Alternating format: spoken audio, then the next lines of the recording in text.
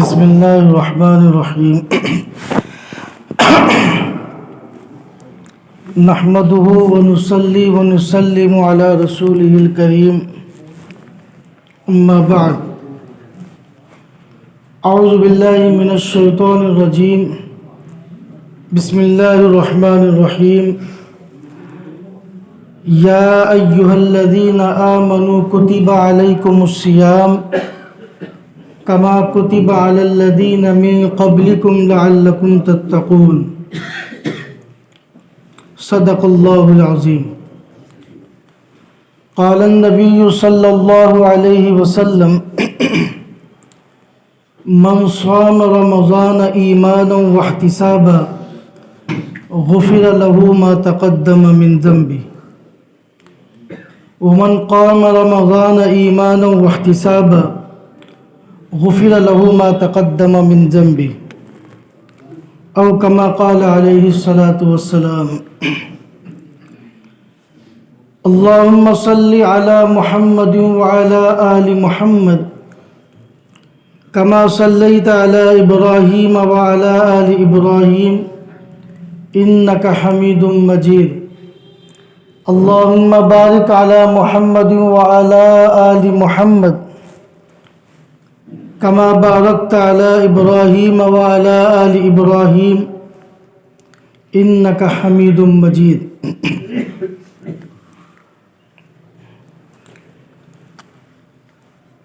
نبی کریم صلی اللہ علیہ وسلم نے ارشاد فرمایا کہ اللہ رب العزت نے رمضان المبارک کو 3 حصوں میں تقسیم فرمایا 3 عشروں میں۔ پہلا عشرہ رحمت کا، دوسرا عشرہ مغفرت کا، اور تیسرا عشرہ جہنم سے نجات حاصل کرنے کا۔ آج 11واں روزہ ہے، تو معلوم ہوا کہ پہلا عشرہ جو رحمت والا عشرہ تھا وہ گزر گیا۔ رمضان المبارک کی آمد سے پہلے جس شدت کے ساتھ ہمیں رمضان کا انتظار تھا، جتنا زیادہ ہم رمضان کی آمد کی خوشی میں لگے ہوئے تھے، مست تھے، اتنی ہی تیزی کے ساتھ رمضان المبارک کا مہینہ ہم سے رخصت ہوتا جا رہا ہے۔ پہلا عشرہ رحمت کا وہ گزر گیا۔ اب ہم یہ دیکھیں کہ ہمارا یہ جو رمضان المبارک کا پہلا عشرہ، پہلے 10 دن جو گزرے ہیں وہ کیسے گزرے ہیں؟ کیا واقعتاً اسی طرح سے گزرے ہیں کہ جس طرح سے ہمیں رمضان المبارک کے ایام گزارنے چاہیے تھے؟ کیا واقعتاً ان ایام میں ہم نے ویسے ہی روزے رکھے ہیں جیسے روزے اللہ رب العزت کو پسند آتے ہیں، اور جن روزوں پر اللہ رب العزت کی طرف سے اجر عظیم روزے داروں کو دیا جاتا ہے؟ یہ ضروری ہے کہ ہم اپنا محاسبہ کریں۔ جب بندہ کسی چیز کا حساب لگاتا ہے تو اسے نفع اور نقصان کا علم ہوتا ہے۔ بازار سے ہم مال خرید کے لائے اور اس کو ہم نے بیچا، اور اس کا ہم نے حساب نہیں لگایا۔ اب روزانہ کا ہمارا معمول بن گیا کہ ہم مال لاتے ہیں، بیچتے ہیں، مال لاتے ہیں، بیچتے ہیں، اس کا کوئی حساب نہیں لگاتے، محاسبہ نہیں کرتے، تو ظاہر سی بات ہے کہ ایک دن ایسا آئے گا کہ پھر نقصان اٹھانا پڑے گا، کیونکہ جب ہم حساب نہیں لگائیں گے تو جیسے چاہے ویسے ہم خرچ کریں گے، پیسوں کی حفاظت نہیں کریں گے۔ اسی طرح جب بندہ اپنا محاسبہ کرتا ہے کہ آج کا دن میں نے کیسے گزارا، اللہ کی رضا کے ساتھ گزارا کہ اللہ کی ناراضگی کے ساتھ گزارا۔ جب محاسبہ کرتا ہے کہ میں نے یہ گناہ کیے، میں نے یہ نافرمانی کی، میں نے یہ غلطی کی، تو اسے پتہ چلتا ہے کہ میں نے آج کا دن اللہ کی ناراضگی کے ساتھ گزارا، تو پھر اگلے دن کے لیے وہ اس کے لیے تیار ہوتا ہے کہ کل تو اللہ کی ناراضگی کے ساتھ میں نے دن گزار لیا، لیکن آج کا دن مجھے اللہ کی رضا کے ساتھ گزارنا ہے۔ تو محاسبہ کرنے سے نفع اور نقصان کا اندازہ ہوتا ہے۔ اب ہمیں ان 10 دنوں کا محاسبہ کرنا ہے کہ کیا واقعی ان 10 دنوں میں ہم نے اللہ رب العزت کی عبادت کی ہے؟ کیا واقعی ان 10 دنوں میں ہم نے تراویح کا اہتمام کیا ہے جو ایک عظیم عبادت ہے؟ کیا واقعی ان 10 دنوں میں ہم نے اللہ کو راضی کرنے کے لیے کچھ کام کیے ہیں؟ اور اگر کیے ہیں تو پھر اللہ کا شکر ادا کریں، اور اگر نہیں کیے ہیں یعنی گناہ کے کام کیے ہیں اور روزوں کے ہم نے حقوق ادا نہیں کیے، تراویح کے ہم نے حقوق ادا نہیں کیے، تو پھر یہ نقصان والی بات ہے اور ڈرنے والی بات ہے۔ کہیں ایسا نہ ہو کہ رمضان گزر جائے اور ہم اللہ رب العزت کو راضی بھی نہ کر سکے اور اپنی مغفرت بھی نہ کرا سکے۔ تو یہ محاسبہ کرنے کی ضرورت ہے۔ اگر ان 10 دنوں میں ہم نے اللہ رب العزت کی عبادت ٹھیک سے نہیں کی، ٹھیک سے روزے نہیں رکھے، ٹھیک سے تراویح نہیں پڑھی، تو پھر اس عزم کے ساتھ ہم اپنے آپ کو تیار کریں کہ باقی کے جو 20 دن باقی ہیں، ان 20 دنوں میں ہم اللہ نے چاہا تو ہم اللہ کی توفیق سے اچھی طرح سے روزے بھی رکھیں گے، اچھی طرح سے اللہ کی عبادت بھی کریں گے، نمازیں بھی پڑھیں گے اور قرآن کی تلاوت بھی کریں گے، توبہ استغفار بھی کریں گے، اور اللہ کو ناراض کرنے والے کاموں سے اپنے آپ کو دور بھی رکھیں گے۔ اس عزم کے ساتھ ان 20 دنوں کے لیے تیار ہو جائیں۔ اچھا، بعض لوگ بہت زیادہ پریشان ہو جاتے ہیں کہ بھائی یہ رمضان عبادت کا مہینہ ہے تو اس میں کون سی عبادت کی جائے، کون سی ایسی عبادت کی جائے، کون سا ایسا عمل کیا جائے کہ جو عمل، جو عبادت ہمیں اللہ سے قریب کر دے اور اللہ تعالیٰ کی طرف سے ہمیں بڑا اجر و ثواب حاصل ہو جائے۔ اس کے لیے بالکل آسان طریقہ، آسان سی بات اور آسان طریقہ۔ نمبر 1، پہلا کام تو یہ کریں کہ دن بھر میں اللہ رب العزت نے جو 5 نمازیں فرض کی ہیں، ان 5 نمازوں کا ہم اہتمام کریں، ان کی سنتوں اور نفلوں کے ساتھ، یعنی سنتیں بھی پڑھیں اور نفلیں بھی پڑھیں، اور اتنا ثواب آپ اللہ رب العزت کی ذات سے حاصل کر لیں گے کہ آپ اسے جوڑ نہیں سکتے۔ حضور علیہ السلام نے فرمایا کہ اس ماہ مبارک میں ایک فرض کا ثواب 70 فرضوں کے برابر ہو جاتا ہے، اور نفل کا ثواب فرض کے برابر ہو جاتا ہے۔ اب آپ جوڑیں کہ 5 وقت میں کتنی نمازیں ہیں اور ان کے ساتھ سنتیں جڑی ہوئی ہیں، نفلیں جڑی ہوئی ہیں۔ تو پہلا کام تو یہ کریں کہ جو 5 نمازیں ہمارے اوپر فرض ہیں ان کا ہم اہتمام کریں، مسجد میں پڑھنے کا اہتمام کریں، جماعت کے ساتھ پڑھنے کا اہتمام کریں، سنت و نفل کے ساتھ پڑھنے کا اہتمام کریں۔ یہ آپ کا عبادت کے لیے پہلا قدم ہے۔ دوسرا قدم، جب آپ اس میں اپنے آپ کو کامیاب کر لیں تو اب آگے آپ کو بڑھنا ہے کہ ان 5 نمازوں کے علاوہ اور بھی اللہ رب العزت کی نگاہ میں جو مقبول اور محبوب نمازیں ہیں، جیسے کہ تہجد کی نماز، اشراق کی نماز، چاشت کی نماز، اوابین کی نماز، تو پہلا قدم تو وہ ہوگا کہ فرض نمازوں کا اہتمام کریں جماعت کے ساتھ مسجد میں، اور سنتوں نوافل کے ساتھ۔ دوسرا قدم عبادت کے لیے آپ آگے بڑھائیں گے، تہجد کے لیے تہجد کی نماز، اشراق کی نماز، چاشت کی نماز، اوابین کی نماز۔ یہ ہے دو کام ہو گئے، پہلا نماز والا، فرض نماز والا، دوسرا یہ نفل نماز والا۔ تیسرا کام، ان نمازوں کے علاوہ جو آپ کو وقت ملے اس میں آپ کو اللہ کا ذکر کرنا ہے،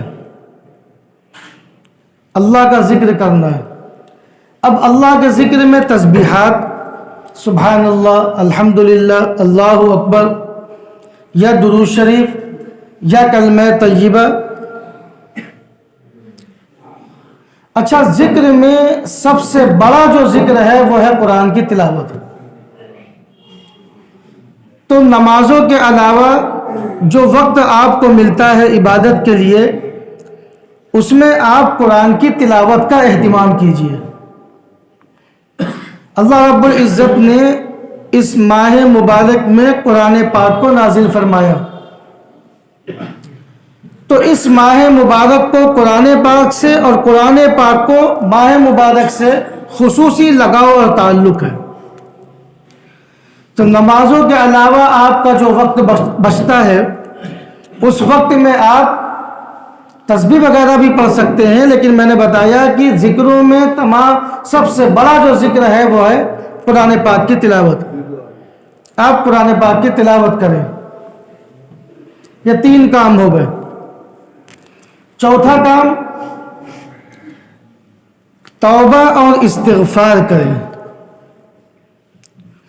خاص طور پر افطار کے وقت دعاؤں کا اہتمام کریں۔ اس وقت میں اللہ رب العزت روزے دار کی دعا کو قبول فرماتے ہیں اور گنہگار بندوں کی مغفرت فرماتے ہیں۔ اور تہجد کا وقت، ویسے تو ہر نماز کے بعد کسی بھی وقت جب بھی موقع ملے اللہ رب العزت اپنے بندوں کی دعاؤں کو سننے کے لیے ہر وقت تیار ہے۔ وَإِذَا سَأَلَكَ عِبَادِي عَنِّي فَإِنِّي قَرِيبٌ، جب میرے بندے آپ سے پوچھیں کہ میں کہاں ہوں تو آپ کہہ دیں کہ میں ان سے بہت زیادہ قریب ہوں۔ اجیب دعوت الداع اذا دعان فلیستجیبوا لی وليؤمنوا بی لعلہم یرشدون۔ جب وہ مجھ سے دعا کرتے ہیں تو میں ان کی دعاؤں کو قبول فرماتا ہوں، کوئی بھی دن ہو، کوئی بھی مہینہ ہو، کوئی بھی وقت ہو، لیکن رمضان کا مہینہ خصوصی مہینہ، پھر اس خصوصی مہینے میں یہ جو وقت ہے یہ اور زیادہ اہمیت کے حامل ہے۔ افطار کے وقت نبی کریم صلی اللہ علیہ وسلم نے فرمایا کہ اللہ رب العزت دعاؤں کو قبول فرماتے ہیں اور بے شمار گناہگار بندوں کی مغفرت بھی فرماتے ہیں۔ اور تہجد کا وقت تو بڑا قیمتی وقت ہے، بڑے قیمتی لمحات ہوتے ہیں، اس وقت بندہ اللہ رب العزت کے بہت زیادہ قریب ہو جاتا ہے۔ تو یہ چار کام ہو گئے۔ پہلا کام، جو فرض نمازیں ہیں ان کا اہتمام سنتوں کے ساتھ، نفلوں کے ساتھ۔ دوسرا کام، فرض نمازوں کے علاوہ جو اللہ کے نزدیک مقبول اور محبوب نمازیں ہیں، چاشت، اشراق وغیرہ۔ تیسرا کام، ان نمازوں کے علاوہ جو وقت آپ کو ملے آپ اس میں قرآن کی تلاوت کریں۔ چوتھا کام کہ بیچ میں وقت نکال کر جب نماز سے فارغ ہوں یا قرآن کی تلاوت سے فارغ ہوں، خصوصاً افطار کے وقت، خصوصاً تہجد کے وقت، آپ اللہ رب العزت کی بارگاہ میں رو رو کر دعا کریں، توبہ کریں، استغفار کریں۔ اپنے آپ کو اللہ تعالیٰ کے نزدیک ذلیل کر دیں، اپنی ذلت کو، اپنی عاجزی کو ظاہر کریں۔ بندہ جب اللہ کے سامنے گڑ گڑاتا ہے، روتا ہے، اپنی پیشانی کو زمین پر رکھ کر اپنے عجز کو، اپنی کمزوری کو جب ظاہر کرتا ہے تو اللہ کو یہ ادا اپنے بندوں کی بڑی پسند آتی ہے۔ تو یہ 4 کام ہو گئے۔ اب ان 4 کاموں کے ساتھ ایک 5واں کام جو بہت ضروری ہے، 5واں کام جو بہت ضروری ہے۔ بڑی مہنگی گاڑی بازار سے لے آئے خرید کر شو روم سے، اب لے تو آئے، حفاظت بھی تو ضروری ہے، صحیح سے چلانا ہے، سروس بھی کرانا ہے، صحیح جگہ کھڑی کرنا ہے، لاک بھی لگانا ہے۔ ایسا نہ ہو کہ پیسے جوڑ کر مہنگی گاڑی تو لے آئے، اب حفاظت کی نہیں، چور اچک لے گیا، اب روتے پھریں۔ پھر دوائی کھا لی، بڑا ڈاکٹر کو دکھایا، مہنگی دوائی لی، لیکن بد پرہیزی کی، کیا فائدہ ہوا؟ تو اگر ہم چاہتے ہیں کہ دوائی کا فائدہ ہو تو پرہیز بھی ضروری ہے۔ تو یہ 4 کاموں کے ساتھ 5واں کام جو کرنا ہے وہ ہے گناہوں سے اجتناب، وہ ہے گناہوں سے پرہیز۔ اب یہ 4 کام تو آپ کر رہے ہیں لیکن گناہ بھی کر رہے ہیں، تو پھر کیا فائدہ؟ ایسی عبادات اللہ رب العزت قبول نہیں فرماتا کہ آپ گناہ کرتے رہیں۔ ہاں، اگر ان عبادات کے ساتھ ساتھ گناہ آپ سے ہو گئے تو فوراً توبہ استغفار کریں، معافی مانگیں اللہ سے، لیکن عادت نہ بنائیں۔ چلو آج کر لیا، آج بھی کر لیں، آج بھی کر لیں، ایک بار پھر کر لیں، ایک بار پھر کر لیں۔ تو وہ 4 کام کرنے ہیں، یہ 5واں کام کرنا ہے۔ اگر ہم نے یہ کام کر لیے تو ہم نے اپنی حیثیت کے مطابق رمضان المبارک کے حقوق ادا کر دیے، اپنی حیثیت کے مطابق، ورنہ صحیح معنوں میں ہم ناقص انسان۔ یہ عبادت اللہ رب العزت کی ہے، اور اللہ رب العزت کیا ہے؟ کامل ہے، اور ہم کیا ہیں؟ ناقص ہیں۔ ایک ناقص اور ادھورے بندے سے کامل ذات کی کامل عبادت کا حق تو ادا ہو ہی نہیں سکتا۔ تو ٹوٹی پھوٹی جو بھی ہماری عبادت ہوگی ہم اس کو اللہ رب العزت کی بارگاہ میں پیش کریں گے، اور یہ دعا کریں گے کہ اے اللہ، ہم نے جو کچھ بھی ناقص، ادھوری، ٹوٹی پھوٹی عبادات انجام دی ہے، آپ اپنے فضل و کرم سے، آپ اپنے رحم سے ہماری ادھوری عبادات کو کامل اور مکمل بنا کر اپنی بارگاہ میں قبول فرما لیں۔ یہ دعا کریں گے۔ یہ تو وہ کام تھے جو میں نے بتائے، جو غیر رمضان میں بھی ہم انجام دے سکتے ہیں۔ بھائی جتنی عبادتیں ابھی آپ کے سامنے آئی ہیں وہ صرف رمضان کے ساتھ تھوڑی نہ خاص ہے۔ بھائی 5 وقت کی نمازیں، اشراق اور چاشت وغیرہ کی نمازیں، قرآن کی تلاوت، دعا، توبہ، استغفار، گناہوں سے اجتناب، یہ وہ کام ہیں جو ہم غیر رمضان میں بھی انجام دے سکتے ہیں۔ اب وہ 2 عبادتیں جو اس ماہ مبارک کے ساتھ خاص ہیں، وہ 2 عبادتیں جو اس ماہ مبارک کے ساتھ خاص ہیں، وہ کیا ہیں 2 عبادتیں؟ روزہ اور تراویح۔ روزہ اور تراویح۔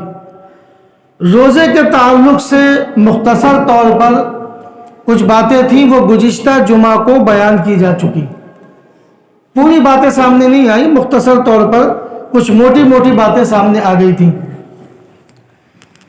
تراویح کے تعلق سے کچھ اہم اور ضروری باتیں۔